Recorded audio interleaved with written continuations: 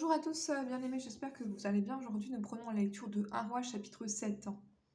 Salomon bâtit encore sa maison, ce qui dura 13 ans jusqu'à ce qu'il eût entièrement achevé.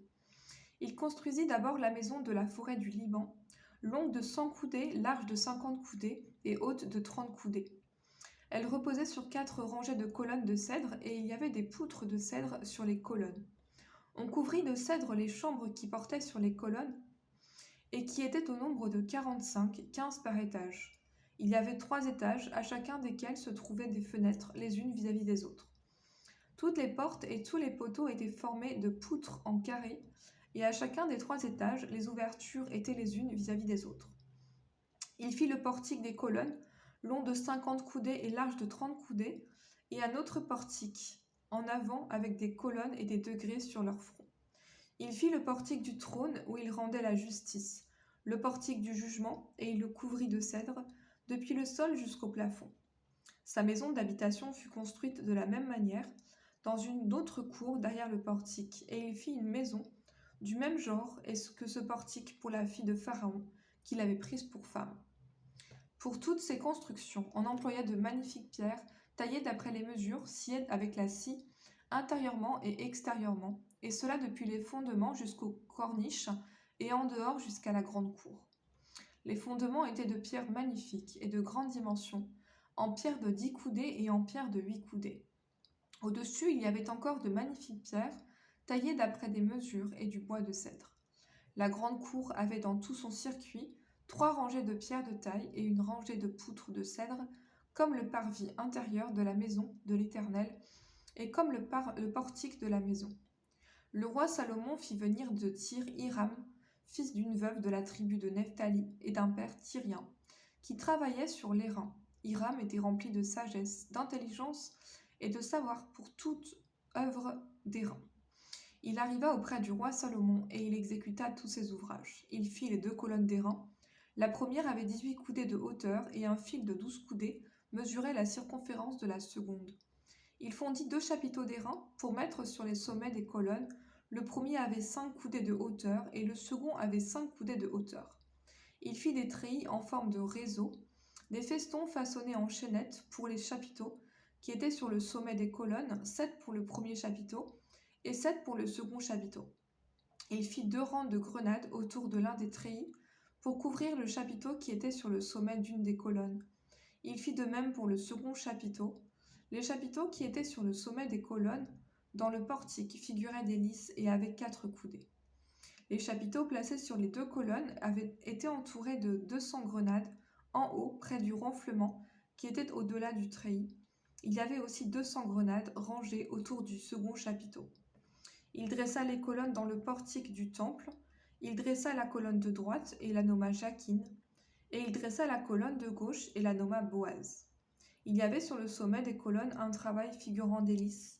Ainsi fut achevé l'ouvrage des colonnes. Il fit la mer de fonte.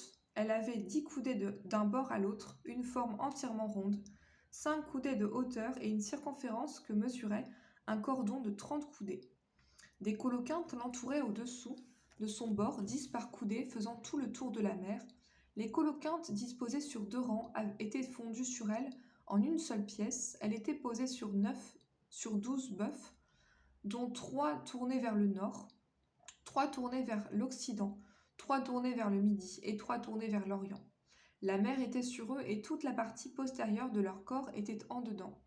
Son épaisseur était d'un palme et son bord, semblable au bord d'une coupe, était façonné en fleurs de lys. Elle contenait 2000 battes. Il fit les 10 bases d'airain, chacune avait 4 coudées de longueur, 4 coudées de largeur et 3 coudées de hauteur. Voici en quoi consistaient ces bases. Elles étaient formées de panneaux, liés au coin par des montants. Sur les panneaux qui étaient entre les montants, il y avait des lions, des bœufs et des chérubins. Et sur les montants, au-dessus comme au-dessous des lions et des bœufs, il y avait des ornements qui pendaient en feston. Chaque base avait 4 roues d'airain avec des essieux d'airain, et aux 4 angles étaient des consoles de fonte au-dessous du bassin et au-delà des festons. Le couronnement de la base offrait à son intérieur une ouverture avec un prolongement d'une coudée vers le haut. Cette ouverture était ronde comme pour les ouvrages de ce genre, et elle avait une coudée et demie de largeur. Il s'y trouvait aussi des sculptures, les panneaux étaient carrés et non arrondis. Les 4 roues étaient sur les panneaux, et les essieux des roues fixés à la base, chacun avait une coudée et demie de hauteur. Les roues étaient faites comme celles d'un char, leurs essieux, leurs jantes, leurs raies et leurs moyeux étaient tout de fonte. Il y avait aux 4 angles de chaque base 4 consoles d'une même pièce que la base. La partie supérieure de la base se terminait par un cercle d'une demi-coudée de hauteur, et elle avait ses appuis et ses panneaux de la même pièce. Il grava sur les plaques des appuis et sur les panneaux des chérubins, des lions, des palmes selon les espaces libres, et des guirlandes tout autour. C'est ainsi qu'il fit les 10 bases. La fonte, la mesure et la forme étaient les mêmes pour toutes. Il fit 10 bassins d'airain. Chaque bassin contenait 40 battes. Chaque bassin avait 4 coudées. Chaque bassin était sur l'une des 10 bases. Il plaça 5 bases sur le côté droit de la maison et 5 bases sur le côté gauche de la maison, et il plaça la mer du côté droit de la maison au sud-est. Hiram fit les cendriers, les pelles et les coupes.